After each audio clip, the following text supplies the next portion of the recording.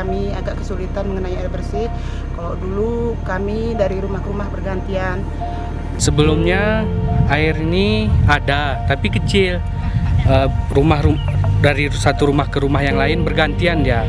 Ada yang 3 jam, ada yang 2 jam.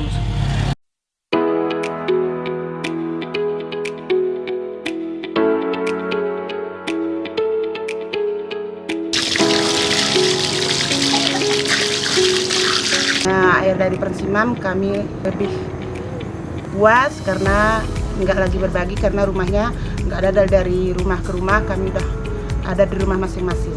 Setelah adanya Pamsimas, jadi setiap rumah sudah ada keran masing-masing.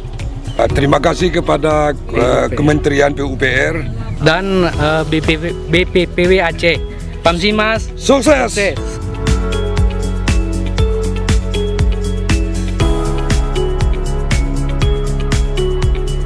Kami PUPR sigap membangun negeri.